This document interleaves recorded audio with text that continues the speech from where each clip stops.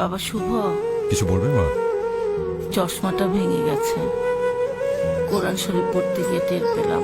ও আসার সময় একটু ঠিক করে আনিস। ঠিক আছে মা, নিয়ে আসবো।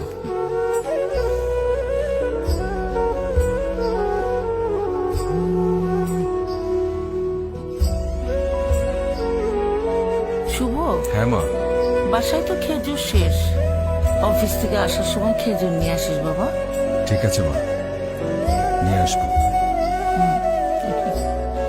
শুভ, এই শুভ, কি ব্যাপার তুমি এখনো ফ্রেশ হওনি? ওদিকে ইফতারের সময় হয়ে গেছে।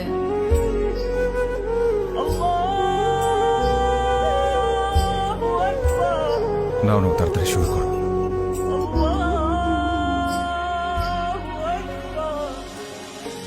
মা, এই যে তোমার খেজুর।